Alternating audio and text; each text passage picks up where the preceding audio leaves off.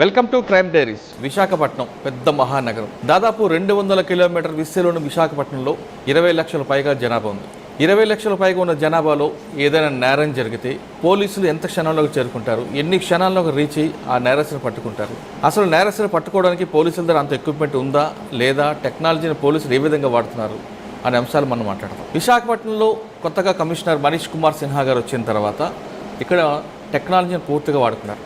ఆయన విశాఖపట్నం ప్రజల భద్రత కోసం 5 పథకాలు ప్రవేశపెట్టారు. 5 పథకాలు కంప్లీట్గా కొంతమంది ఆఫీసర్కి ఇన్వాల్వ్ చేసి ఇది ఒక టీం వర్క్గా నడుపుతూ విశాఖ ప్రజలకి ఎలాంటి భయం లేదు, భయాందోళన చెందాల్సిన అవసరం లేదు అంటూ ఒక భరోసా ఇచ్చారు. అసలు 5 పథకాలు ఏంటి, విశాఖపట్నంలో ఎక్కడైనా ఏ మారుమూల ప్రాంతంలో నేరం జరిగితే పోలీస్ కంట్రోల్ రూమ్కి ఎవరైనా ఫోన్ చేస్తే ఎన్ని క్షణాల్లో అక్కడికి వెళ్తారు, పోలీస్ కంట్రోల్ రూమ్ ఏ విధంగా పనిచేస్తుంది అనే అంశాలు అంతా మాట్లాడడానికి విశాఖపట్నం అడిషనల్ డీసీపీ రజనీ గారు ఉన్నారు. ఆవిడ ప్రస్తుతం మన విశాఖపట్నం మెయిన్ కంట్రోల్ రూమ్లో ఉన్నాం. ఈ కంట్రోల్ రూమ్ నుంచి ఒక దిశ వెహికల్ వెళ్ళినా లేదా కంట్రోల్ రూమ్కి వచ్చిన ఫోన్ వెళ్తే ఆ వెహికల్ స్పాట్కి ఎంతసేపులో రీచ్ అవుతుంది, దిశకు సంబంధించిన ఎవరైనా ఫోన్ చేస్తే ఆ దిశ వెహికల్ ఎంతసేపులో స్పాట్కి వెళ్తుంది, ఆ బాధితురాలకి ఎంత టైంలో రీచ్ అయ్యి ఎంత టైంలో వాళ్ళకి రిలాక్స్ ఇస్తారా అనే విషయాల్ని రజనీ మేడం అడిగి తెలుసుకుందాం. రజనీ మేడం నమస్తే అండి. నమస్తే అండి.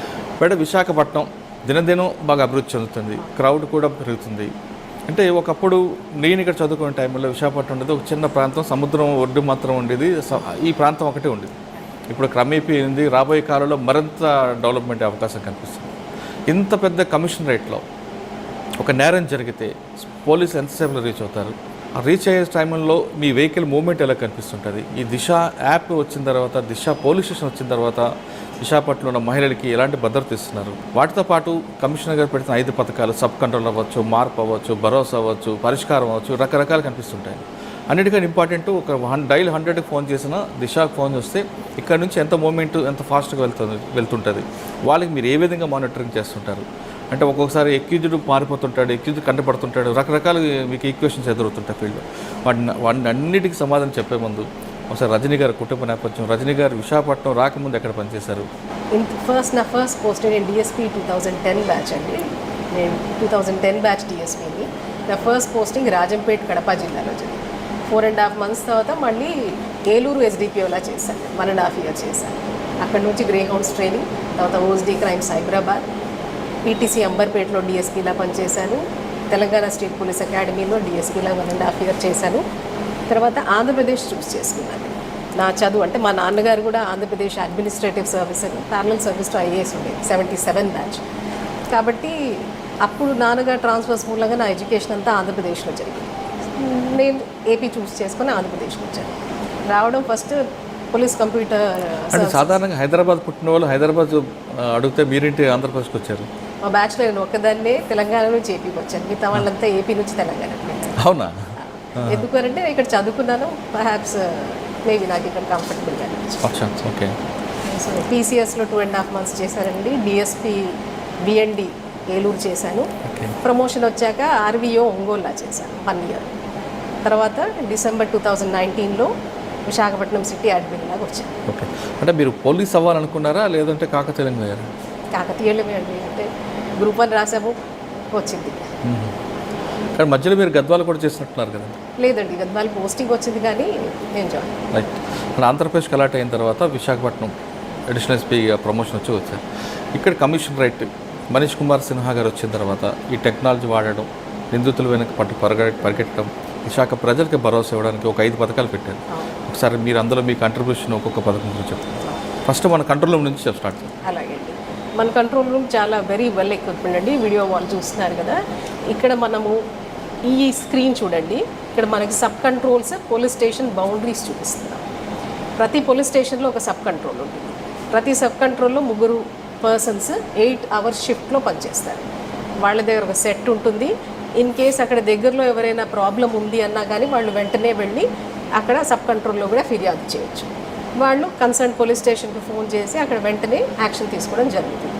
మనకి సిటీలో ఎన్ని కంట్రోల్స్ ఉన్నాయి? 22 అండి. 22 సబ్ కంట్రోల్స్ ఉంటాయి. అంటే 22 సబ్ కంట్రోల్కి మెయిన్ కంట్రోల్కి అటాచ్ ఉందా? ఎస్. ఓకే. వాళ్ళ దగ్గర ఒక సెట్ ఉంటుంది. ఎనీ ఇష్యూ SHOకి కంట్రోల్ రూమ్కి 2 చెప్తారు వాళ్ళు. సో మనకేమైనా ప్రాబ్లం, ఒక సిటిజన్లో మనకు ప్రాబ్లం ఉందంటే సబ్ కంట్రోల్లో కూడా మనం కంప్లైంట్ చేయవచ్చు. 24/7 3 మనుషులు ఉంటారు షిఫ్ట్ వైజ్. సో ఒక సబ్ కంట్రోల్లో 3 మనుషులు 24/7 షిఫ్ట్ వైజ్ ఉంటారు. వాళ్ళు మన కంప్లైంట్ రాగానే, ఒక సాధారణ మనిషి వెళ్ళి కంప్లైంట్ ఇవ్వగానే SHOకి పోలీస్ స్టేషన్లో పైగా కంట్రోల్ రూమ్లో కూడా చెప్తారు. అంటే మీరు సబ్ కంట్రోల్ ఉన్నాయి మీ దగ్గర, సబ్ కంట్రోల్ దగ్గరకు వెళ్తున్నారు అని చెప్తున్నారు. పోలీస్ స్టేషన్ దగ్గర రాకపోయినా దగ్గరలోనే సబ్ కంట్రోల్కి వెళ్ళి కంప్లైంట్ ఇవ్వచ్చు అని చెప్తున్నారు. అయితే ఇక్కడ బాడీ అఫెన్స్కి తీసుకుంటారా లేదా ప్రాపర్టీ అఫెన్స్ కూడా తీసుకుంటారా? అలా కాదు, వాళ్ళు SHOకి చెప్తారు, వెంటనే వచ్చి యాక్షన్ తీసుకోవడానికి ఉంటుంది. అంటే ఒక మనిషి పోలీస్ స్టేషన్ దాకా వెళ్ళి వెయిట్ చేయాల్సిన అవసరం లేదు. ఇది ప్రజలకి అందుబాటులో ఉన్న సర్వీస్. సో మనిషి తన దగ్గరలో ఎక్కడ చిన్న యాక్సిడెంట్ జరిగిందనుకోండి, ఇక్కడ ఉన్న మనిషి వెళ్ళి అక్కడ రషప్ చేసి అక్కడ ట్రాఫిక్ క్లియర్ చేయడము, లేదా వెంటనే SHOకి చెప్తే వాళ్ళ వెహికల్స్ అన్నీ వచ్చేసి ఇక్కడ యాక్షన్ తీసుకోవడం జరుగుతుంది. అలాగే మనకి దిశ, ఇవన్నీ ప్రతి పోలీస్ స్టేషన్. మీరు ఒక బీచ్ రోడ్లో సబ్ కంట్రోల్ చూపించారు. అవునండి. బీచ్ రోడ్ సబ్ కంట్రోల్కి ఒక యాక్సిడెంట్ జరిగింది, కంట్రోల్ వచ్చింది అనుకోండి, మీకు మీ వాళ్ళు ఎంతసేపులో రీచ్ అవుతారండి? 1 minute అండి. 1 minute or less than 1 minute. బీచ్లో మనకి దిశ పెట్రోల్స్ కూడా ఉంటాయి. మనకి దిశ పెట్రోల్స్ అన్నవి బీచ్ రోడ్లో కంటిన్యూస్గా తిరుగుతూ ఉంటాయి. Stretch of 1.5 kilometer RK beach వేసుకున్నాం అనుకోండి, 1.5 kilometerకి ఒక బీచ్ దిశ పెట్రోల్ వెళ్తూ ఉంటుంది. అక్కడ వాళ్ళకు కూడా డ్రైవర్ ఒక సెట్ ఉంటుంది. వాళ్ళు సెట్ ఫాలో అవుతుంటారు. కంట్రోల్ నుంచి వాళ్ళకి ఇన్ఫర్మేషన్ రాగానే వెంటనే రషప్ అయిపోతారు. మనకి highly populated beach, RK beach నుంచి మీరు జోడుగుళ్ళపాలెము అక్కడ దాకా వెళ్తే చాలా హైలీ పాపులేటెడ్. దాంతో మనకి మనుషులు తిరుగుతూ ఉంటారు. అఫెన్సెస్ అయినా వెంటనే మనం రషప్ అవ్వడానికి అవుతుంది. ఇది ఒక సబ్ కంట్రోల్ MVP పోలీస్ స్టేషన్కి వస్తుంది. ఈ సబ్ ఇప్పుడు మీరు చూపిస్తున్న లైవ్ లొకేషన్లో ఇప్పుడు కొంత ఐసోలేట్ ఏరియా కనిపిస్తుంది, గ్రేహౌండ్స్ ఏరియా అదంతా కూడా జోడుగుండపాలెం. ఇది జోడుగుళ్ళపాలెం. అవును, అక్కడ ఐసోలేట్ ఏరియా ఉంది. అక్కడ ఏమైనా అఫెన్స్ జరిగింది అనుకోండి, ఎక్కడ రావాలి? వాళ్ళు మనకు ఫోన్ చేస్తే చాలు, కంట్రోల్ రూమ్కి వస్తుంది. మనకు వాళ్ళు ఫోన్ చేస్తే కంట్రోల్ రూమ్ చెప్తారు. కంట్రోల్ రూమ్ వాళ్ళు ఈ దిశ పెట్రోల్ వెహికల్స్కి ఇన్ఫార్మ్ చేస్తారు. దిశ పెట్రోల్ వెహికల్ వెంటనే వెళ్ళిపోతుంది. మనకి లాంగెస్ట్ బీచ్ స్ట్రెచ్ భీమ్లీ దాకా ఉంటుందండి, 10 kilometers అవుతుంది. ఇక్కడ నుంచి భీమ్లీ దగ్గర మీరు అన్నట్టు చాలా ఐసోలేటెడ్గా ఉంటుంది. ఓకే. ఇది ఒక సబ్. అంటే మొత్తం ఎన్ని కంట్రోల్ రూమ్స్ మీకున్నాయి? 16 అండి. 22 ఉన్నాయి. 22 సబ్ పెట్రోల్ వెహికల్స్ అండి. దిశ పెట్రోల్స్ 24 ఉన్నాయి. అచ్చా. దిశ పెట్రోల్ ఎలాగండి? Disha petrol vehicles. సరే, దాని గురించి మనం మాట్లాడదాం. దిశ గురించి చెప్పండి. 24 దిశ పెట్రోల్ వెహికల్స్. అది entire beach stretch naval coastal battery నుంచి, అంటే 1 town నుంచి starting 3 town, Maharanipeta, 3 town, MVP, Arilova and then Bheemli. ఈ ఎంటైర్ స్ట్రెచ్ అంతా బీచ్ అంతా ఈ బీచ్ అంతా కవర్ చేస్తుందండి. ఎందుకంటే కొంచెం ఐసోలేటెడ్గా ఉన్న బీచ్లో ఏమైనా క్రైమ్ జరిగే అవకాశం ఉంటుంది. ఇన్ కేస్ అలాంటి అవకాశం ఉంటుంది అని మనం ముందే యాంటిసిపేట్ చేసి ఒక ఫుల్ ఫ్లెడ్జ్డ్ బీచ్ బందోబస్తు స్కీమ్ కూడా ఏర్పాటు చేశాం.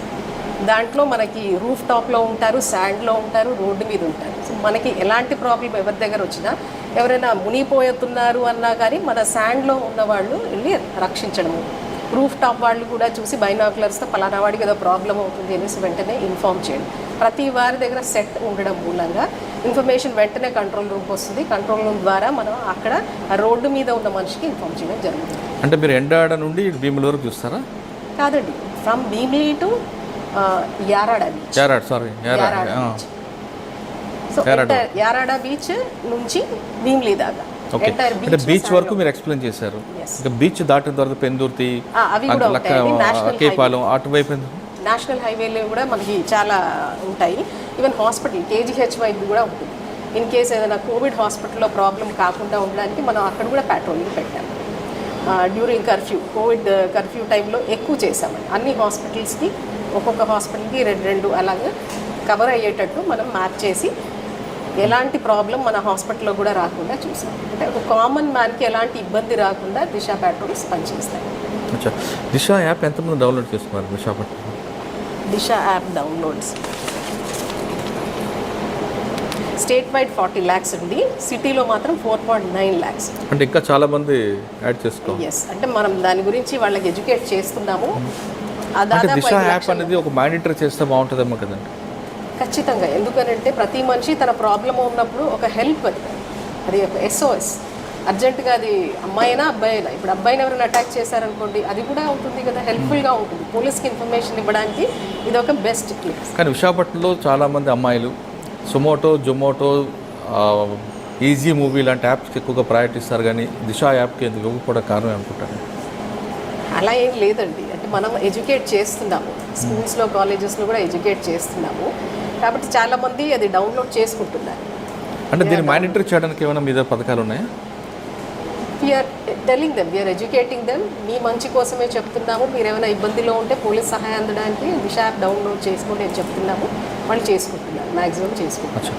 నెక్స్ట్ ఇంకొక పథకం కనిపిస్తుంది, దిశ నిఘా చెప్పారు, కంట్రోల్ రూమ్ చెప్పారు, PCR గురించి. నెక్స్ట్ అండి పెహరా అని ఉందండి ఒకటి. పెహరా అంటే ఏంటంటే midnight 10 నుంచి మార్నింగ్ 5 AM దాకా వేరే ప్రాంతం నుంచి వచ్చిన వాళ్ళు విశాఖపట్నం సిటీలో దిగితే వాళ్ళకి మన పోలీస్ ఒక 16 పాయింట్స్ మనం సెలెక్ట్ చేసుకున్నాం. 16 పాయింట్స్లో మన పోలీస్ 2 విత్ ప్రాపర్ బ్రీఫింగ్ ఉంటారు, విత్ రేడియం జాకెట్స్ కూడా ఉంటారు. సో 2 కానిస్టేబుల్స్ వాళ్ళకి ప్రాపర్ బ్రీఫింగ్ తీసుకొని, మీరు ఇప్పుడు హైదరాబాద్ నుంచి దిగారు, అర్ధరాత్రి 4 3 దిగారు, అప్పుడు మిమ్మల్ని అడుగుతారు మీరు ఎక్కడికి వెళ్తారు అనేసి. అక్కడ ఉన్న లోకల్ ఆటో లేదా ఇంకేదైనా ట్రాన్స్పోర్ట్ ఉంటే ఆ ట్రాన్స్పోర్ట్ ఎంగేజ్ చేయించి మిమ్మల్ని సేఫ్గా అక్కడ దాకా తిప్పడానికి ఏర్పాటు చేస్తాం. ఇది ఒక ప్రివెన్షన్ ఆఫ్ క్రైమ్. అంటే కొత్త వారు వస్తున్నారు, తీసుకెళ్ళి వాళ్ళు ఏదైనా మెడలో ఉన్న చైన్ తీసేసి అలాంటి గొడవలు జరగకుండాను, ఏం ప్రాబ్లం లేకుండా మిమ్మల్ని జాగ్రత్తగా దిగబెట్టడానికి పెహ్రా అన్నది చాలా సక్సెస్ఫుల్ ప్రోగ్రామ్. దీని మూలంగా మాకు చాలా మంచి అప్రిసియేషన్ వచ్చింది. midnight ట్రావెలర్స్కి వాళ్ళకి ఎలాంటి హెల్ప్ ఉండదు మామూలుగా, వాళ్ళ కోసం పెహ్రా అనేది స్టార్ట్ చేశాం. అంటే midnightలో దిగిన ప్రయాణికుల కోసం మీరు ఆటో పెట్టారు. ఆటో వాళ్ళ గురించి డేటా మీ దగ్గర ఉంటుందా? అది ఎప్పటి నుంచో ఉంటుంది, చాలా ఏళ్ళుగా ఆటో డేటా ఉంది, ఆటో ఐడిగా అన్నీ ఉంది మన దగ్గర. వాళ్ళు ఎలాంటివి, ఇప్పుడు వాళ్ళ ప్రైవేట్ పర్సన్తో వచ్చారనుకోండి, వాళ్ళ డీటెయిల్స్ కూడా మనం తీసుకుంటాం. మళ్ళీ ఏమైనా పికప్ చేసుకోవడానికి వస్తే వాళ్ళ డీటెయిల్స్ కూడా తీసుకుంటాం. సో అంటే కొంతమంది ఆర్టీసీ కాంప్లెక్స్ లేదా కంచరపాలెం ఇసుకతోట దిగితే మీ పహారా టీం అంత ఉంటుంది, కొంతమంది మధ్యలో దిగిపోతుంటారండి, ఇల్లు దగ్గర అవుతుంది. 16 పాయింట్స్లో అయితే మనం స్టార్ట్ చేసామండి. ఇంకా రెస్పాన్స్ అయితే చాలా బాగుంది. మెయిన్లీ ఆర్టీసీ బస్సెస్ ఎక్కడ ఆగుతాయో అలాగే మీరు చెప్పిన మధ్య మీ పహారా టీం అంత ఉంటుంది, అవును, మధ్యలో దిగిపోతుంటారండి, ఇల్లు దగ్గర అవుతుంది. 16 పాయింట్స్లో అయితే మనం స్టార్ట్ చేసామండి.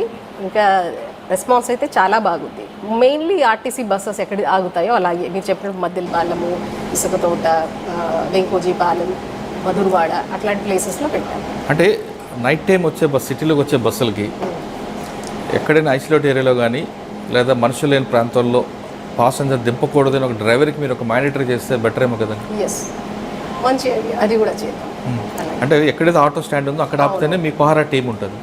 మీ పహారా టీం లేని ఎక్కడో నా ఇంటి దగ్గర వద్దని దిగుతాయి, అక్కడ ఏదైనా ఎఫెన్స్ జరిగితే తిరిగి పోలీస్ మీద ప్రెజర్ పడుతుంది. అందుకు సిటీలోకి వచ్చే ప్రతి బస్సు డ్రైవర్ మ్యాండేటరీగా పహారా టీం దగ్గరే దింపండి అని అంటే ఇంకా బాగుంటుంది. సో దట్ మనం మానిటర్ చేసుకోవడం చాలా ఈజీగా ఉంటుంది. అవును, అది కూడా మీరు ఏమైనా ఫోకస్ పెడతారు?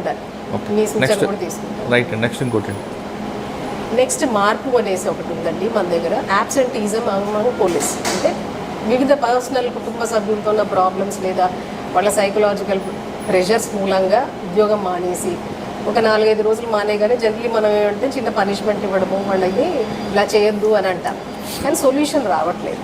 పోలీస్లో ఇన్స్ట్రక్షన్స్ టాప్ డౌన్ ఉంటాయి, మనం ఇన్స్ట్రక్షన్స్లా ఇస్తాం, కానీ వాళ్ళ ప్రాబ్లం ఏంటి అని తెలుసుకోవడానికి మార్పు స్టార్ట్ అయింది. సో కుటుంబ సభ్యులతో, ఇప్పుడు ఒక కానిస్టేబుల్ ఉద్యోగం చూపిస్తున్నాడు, వారం రోజులు రావాలి. సో అతని కుటుంబ సభ్యుల్ని కూడా మేము ఇన్వైట్ చేసి అందరితో కూర్చొని, కొంతమంది సీనియర్ ఆఫీసర్స్, ఒక కౌన్సిలర్, ఒక సైకాలజిస్ట్ కూర్చొని వాళ్ళ ప్రాబ్లం ఏంటి అని అర్థం చేసుకుంటాం. ఆ కుటుంబ నేపథ్యంలో ఎలాంటి కష్టాలు ఉన్నాయి, ఎందుకు వాళ్ళు ఆఫీస్కి రాలేకపోతున్నారు అనేది మేజర్ ఇష్యూ. ఇప్పుడు ఒక ఎగ్జాంపుల్ చెప్తాను. ఒకతను భార్య చనిపోయింది, 2 ఆడపిల్లలకి పెళ్లి చేశాడు, ఆస్తి పనిచేశాడు, కాబట్టి ఒక్కడే ఇంట్లో ఉంటూ డిప్రెస్డ్గా అయిపోయి ఆఫీస్కి రావడం మానేశాడు. వాళ్ళ పిల్లల్ని పిలిపించి మాట్లాడి అప్పుడప్పుడు మీరు వచ్చి వెళ్ళండి, ఇతను కూడా ఆఫ్ ఇచ్చి వాళ్ళ పిల్లల దగ్గర పంపించడం మూలంగా అతను మళ్ళీ మామూలుగా విధుల్లో చేరాడు. ఇంకొక అబ్బాయి అరౌండ్ 25 నేషనల్ ఛాంపియన్ అయిపోయాడు ఒక స్పోర్ట్లో. I don't want to give his name. కానీ ఒక సైకలాజికల్ ఇంబ్యాలెన్స్, ఆ success at very young age, దాని మూలంగా అతను కొంచెం ఒక సుపీరియారిటీ కాంప్లెక్స్ చూపించడం మూలంగా అతని పెళ్లి విషయంలో ప్రాబ్లం అయింది. ఫ్యామిలీ మెంబర్స్ అందరినీ కూర్చోబెట్టి ఒక విధంగా వాళ్ళకి కౌన్సిలింగ్ చేయడం మూలంగా అది సార్ట్ అవుట్ అయింది. అతను తిరిగి మళ్ళీ విధుల్లోకి వస్తుంది. సో ఈ మార్పు అనేది ఇంటర్నల్, వాళ్ళు వాళ్ళ బిహేవియర్ ఒక మార్పు తెచ్చుకొని మళ్ళీ హాజరవ్వాలి అనేది మన మార్పు. దాని మూలంగా 19 మందిని మనం కౌన్సిలింగ్ చేసాము, 16 మంది తిరిగి విధుల్లో చేరారు. That's a good sign. Okay, విశాఖపట్నంలో సాఫ్ట్వేర్ కంపెనీలు ఎక్కువగా పెరుగుతున్నాయి. అందులో ఉన్న ఎంప్లాయీస్ కూడా మీరు అన్నట్టుగా ట్రస్ట్ ఫీల్ అవుతుంటారు. వాళ్ళకి రిలీఫ్ ఇవ్వడానికి ఈ మార్పు అనే పథకం అది ఇంటర్నల్ అండి, అంటే వాళ్ళకి వాళ్ళు చేసుకోవాలి. మన అంటే వాళ్ళు ఎవరైనా ఈ మార్పు సెంటర్కి వచ్చారనుకోండి, అప్పుడు మేము చేయాలంటారా? తప్పకుండా. ఇన్ కేస్ వాళ్ళు మమ్మల్ని రిక్వెస్ట్ చేస్తే నేను చేస్తాను. ఓకే, మార్పుతో పాటు ఇంకో మరో పథకం వేరే వాళ్ళు మాట్లాడతారు. మీరు మూడేనండి మార్పు, పెహరా, సబ్ కంట్రోల్స్, పీసీఆర్ మొబైల్స్, ఈ మూడు మీది. అంటే విశాఖపట్నం పోలీస్ స్టేషన్, విశాఖ కమిషనరేట్లో మీ కంట్రిబ్యూషన్ 3, రైట్ అండి. ఇంకా మీ గత సర్వీసులకు వెళ్తే కడప జిల్లా రాజంపేట దగ్గర నుండి విశాఖపట్నం వరకు చేసిన కొన్ని పోలీస్ స్టేషన్లో మీ బాగా గుర్తుండిపోయే కేసులు 1-2 చెప్పండి. కేసెస్ అయితే చాలా ఉంటాయండి, కానీ నాకు మ్యాక్సిమం సాటిస్ఫాక్షన్ ఇచ్చింది మాత్రం విశాఖపట్నం సిటీ కమిషనరేట్లో ఉన్నప్పుడు. ఒకటి సిటీ పోలీస్కే కాకుండా ఉత్తరాంధ్రలో పనిచేసే ప్రతి పోలీస్ అండ్ కుటుంబ సభ్యులకి మేము హాస్పిటల్ ఫెసిలిటీస్ ఏర్పాటు చేయడం during Covid crisis. Last year and this year second వేవ్లో కూడా చాలామంది విశాఖపట్నమే మేజర్ హాస్పిటల్ హబ్ అని. సో అందరూ ఎక్కడ శ్రీకాకుళంలో వాళ్ళకి బాగోకపోయినా విశాఖపట్నం వస్తారు, ఒరిస్సా, ఈస్ట్ గోదావరి. సో ఎవరు వచ్చినా కానీ మేము వాళ్ళకి వెంటనే ఎమర్జెన్సీ హాస్పిటలైజేషన్ ఇవన్నీ మేము ఫెసిలిటేట్ చేశాము. ప్రతిరోజు వారితో మాట్లాడడం, ఈవెన్ హోమ్ గార్డ్స్ కూడా వాళ్ళ పేరెంట్స్కి బాగాలేకపోయినా మన దగ్గర ఉండి మేము అందరి హెల్త్ మానిటర్ చేసుకొని మ్యాక్సిమం అందరూ బాగయ్యేలా చూసుకున్నాము. అది నాకు చాలా మంచి సాటిస్ఫాక్షన్. అంటే అది సోషల్ యాంగిల్లో ఓకే అండి, అదే గుర్తుండిపోతుంది చివరికి. పోలీస్ యాంగిల్లో అడుగుతున్నాను. చివరికి ఎంతమందిని పనిష్ చేసామని మర్చిపోతామండి, ఎంతమందికి మనం సహాయం చేసాము. మనం చివరికి వాళ్ళు మనల్ని ఎలా గుర్తుపెట్టుకున్నారనేది మిగిలిపోతుంది. అంతవరకు ఓకే, అది మానసిక తృప్తి ఇస్తుంది, అని కాదనట్లేదు. ఒక మంచి కేసుని మీ టీంలో డిటెక్ట్ చేసింది. అది ఓఎస్డి క్రైమ్ సైబరాబాద్ పనిచేసినప్పుడు కడవలూరి శివ అని ఒక చైన్ స్నాచర్ ఉండేవాడు. ఎవరండి? కడవలూరి శివ 800 చైన్ స్నాచింగ్ చేశాడు. సో ఓన్లీ త్రూ, అంటే అప్పుడు టీం చాలా బాగా పనిచేసింది. అప్పుడు Anand sir CP Cyberabad. So ఆ టీం ద్వారా అతన్ని మేము పట్టుకోగలిగాం ఓన్లీ త్రూ టెక్నాలజీ. పట్టుకున్నాము, అవన్నీ రికవరీ కూడా చేయడం జరిగింది. So it was a very big case. అచ్చా, ఇంకా వేరే దగ్గర అంటే విజిలెన్స్ ఎన్ఫోర్స్మెంట్లో ఎంతమంది మీద మీరు రిపోర్ట్స్ పంపించారు? చాలామంది మీద రిపోర్ట్స్ పంపించానండి. నేను ఆర్వీ ఒంగోలు లాగా 1 year చేశాను. ఇల్లీగల్ ట్రాన్స్పోర్టేషన్ ఆఫ్ గ్రనైట్ అక్కడి నుంచి బాగా జరుగుతుంది, అన్ని జిల్లాలకి వేరే కంట్రీస్ కూడా వెళ్ళిపోతుంది. నెలకు ₹1 కోటి ఫైన్స్ వేసేవాళ్ళు. దాని గురించి వర్క్ బాగా ఎక్కువ చేయాల్సి వచ్చేది. ఇన్ఫర్మేషన్ పెట్టుకొని మిడ్ నైట్ వాళ్ళు ఒక రోడ్లో వెళ్తుంటే మన టీమ్స్ని పెట్టుకొని వాళ్ళని పట్టుకోవడం జరిగింది. దాదాపు నెలకు ₹1 కోటి ఫైన్స్ వేయించేసి. ఓకే, రాజంపేటలో మీకు గుర్తుండిపోయిన కేసు ఉంది, ఫస్ట్ పోస్టింగ్ కదా? రాజంపేట్ అంటే సడన్ మర్డర్స్ జరుగుతాయి కానీ చాలా పీస్ఫుల్గా ఉంటుందండి, నిజం చెప్పాలి. అక్కడ రెడ్ శాండిల్ కూడా బాగానే ఉంటుంది. రెడ్ శాండర్స్ బాగా ఉంటుంది అక్కడ. Enforcement red Sanders and also liquor enforcement కూడా చేసేవాళ్ళం నా ఫస్ట్ పోస్టింగ్. అక్కడ చాలా ఎక్కువగా ఉంటుంది రెడ్ శాండర్స్. అది కూడా సేమ్ పెద్ద పెద్ద కంటైనర్ వెహికల్స్లో వెళ్ళిపోతాయి, అవన్నీ మనం ఇన్ఫర్మేషన్ పెట్టి పట్టుకోవాల్సి వస్తుంది. అంటే ఆ విధంగా మీకు వచ్చిన ఇన్ఫర్మేషన్ని ట్రాక్ చేసుకుని పట్టుకున్న కేసు అని గుర్తుందా? చాలా. ఎందుకంటే గంగిరెడ్డి లాంటి వ్యక్తి మీ లిమిట్స్లో ఉండేవాడు కదా? గంగిరెడ్డి అవును కరెక్టే, రాజంపేటలోనే ఉండేవాడు. ఆయన ట్రాక్ చేశారు ఎప్పుడైనా? అప్పటికి అతను పారిపోయాడు, he was in Dubai or something. ఆయన కానీ ఆయన పాస్పోర్ట్ అంతా కూడా మీ పొల్యూషన్ లిమిట్స్ ఉండేవి కదా? నేను 2011 నవంబర్ టు 12 మార్చ్ దాకా చేశాను. ఆ టైంకి అతను పారిపోయాడు, బట్ అతని అనుచరులు అవన్నీ చేసేవారు. It was fact. అంటే టోటల్గా మీ సర్వీస్లో మీరు చెప్తున్నట్లుగా కరోనా టైంలోనే చేస్తుందే మీకు తృప్తి ఇస్తుంది అంటున్నారు. కానీ మీ లక్ష్యం ఒకటి ఉంటుంది, ఏం చేయాలనుకుంటున్నారు? ప్రజలకు సేవ చేస్తూ దగ్గర అవ్వాలనుకుంటున్నారా, లేదా లా అండ్ ఆర్డర్ విషయంలోనే చూద్దాం అనుకుంటున్నారా, అదే బాడీ అఫెన్స్ మీద ఎక్కువగా ఫోకస్ చేద్దాం అనుకుంటున్నారు? ప్రజలకు సేవ చేస్తూనే దగ్గర అవ్వాలనుకుంటున్నాను. అది చాలా తృప్తినిస్తుంది. ఎందుకంటే ప్రతి పర్సన్ పోలీస్ స్టేషన్ దాకా రాకపోవచ్చు, కానీ ఇప్పుడు మన దిశ పెట్రోల్ మూలంగా పోలీస్ ప్రెజెన్స్ రోడ్డు మీద చూపిస్తున్నాం. ఒకటి లైవ్ చూపించగలరా దిశ? లైవ్ చూపించాము, లైవ్ లొకేషన్.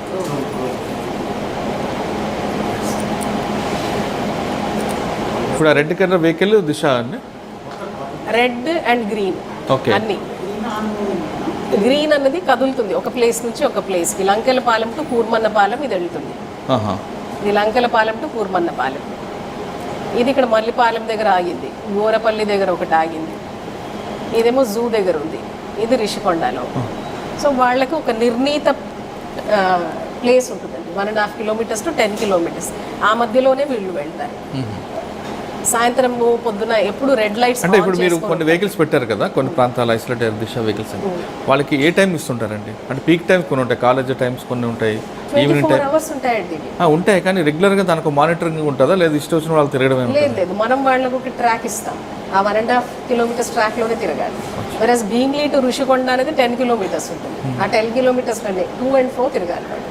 కరెక్టే. మీరు ఇచ్చిన 10 కిలోమీటర్ రేడియేషన్లో ఏ టైంలో తిరుగుతారండి? పీక్ టైంలో ఎక్కువ ట్రిప్స్ ఉంటాయా, లేదా ఏ విధంగా ఉంటాయి? అలా ఏం లేదు, ఎవ్రీ అవర్ మారుతూ ఉంటారు, 1 అవర్ మారుతూ ఉంటారు. So that at any point of time వీళ్ళు ఈ 10 కిలోమీటర్ స్ట్రెచ్లో ఉంటారు. వేరస్ మనం ఆర్కే బీచ్ దగ్గరకు వచ్చామనుకోండి, 1.5 కిలోమీటర్స్ 2 కిలోమీటర్సే ఉంటుంది ఇక్కడ. ఓకే. ఇప్పుడు ఆర్కే బీచ్ దగ్గర ఏ వెహికల్ మూమెంట్ ఉందండి? ఇప్పుడు ఇది ఇప్పుడు ఒక గ్రీన్ కలర్ కనిపించింది, ఇది రెడ్ అండి. రెడ్ ఆర్కే బీచ్ దగ్గర, ఓకే. కింగ్ జార్జ్ దగ్గర ఉందమ్మా ఆర్కే బీచ్ దగ్గర. ఇది మత్స్యదర్శి, ఇది కూడా అక్కడ రెండు మూమెంట్, మత్స్యకన్య, ఐసిఐసిఐ రెండు, ఇవి గ్రీన్.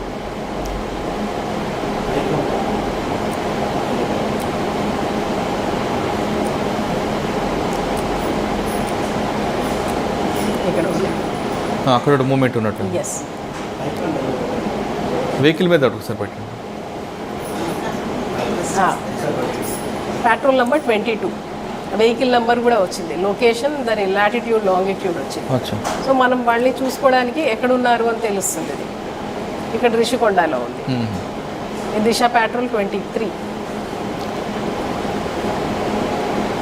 ఓకే. ఇప్పుడు ఇందాక గ్రీన్ కలర్ వెహికల్ మీద పెట్టండి ఒకసారి, మూవ్ అవుతుంది కదా. దిశ పెట్రోల్ 1. ఈ విజిబిలిటీ మూలంగా కూడా కొంచెం డిటరెన్స్ వస్తుందండి. అంటే రోడ్డు మీద 24 బండ్లు 24 అవర్స్ ఉంటున్నాయి, వాళ్ళదే సెట్ ఉంది, మనం ఏమైనా దొంగతనం చేసి పారిపోతుంటే ఈజీగా మనం దొరికిపోతాము అన్న భయానికి జనరల్లీ సీసీ కెమెరాస్ ఉన్న చోట దొంగతనాలు జరగవు. ఎందుకంటే దొరికిపోతామని భయం ఉంటుంది, వాడికి కూడా చూసుకుంటాడు, మనకన్నా ఎక్కువగా దొంగ గమనిస్తాడు. ఇలాంటి వెహికల్స్ ఈ టైంలో ఇక్కడ తిరుగుతున్నాయని తెలిసినప్పుడు వాళ్ళు ఇక్కడ రాకుండా ఉండడానికి ప్రయత్నిస్తారు. మరి ఇంత టెక్నాలజీ ఉంటుండగా కూడా కొంత క్రైమ్ జరుగుతుంటుంది, కారణం అనుకుంటారు? ఖచ్చితంగా, ఎందుకంటే పాపులేషన్ ఎక్కువ ఉందండి, పోలీస్ తక్కువ ఉన్నారు. ఓన్లీ త్రూ టెక్నాలజీ మనం ఉద్యోగం చేయగలుగుతున్నాం. ఇప్పుడు 22 లక్షల పాపులేషన్లో 4,000 police. It is through technology that we are able to catch them.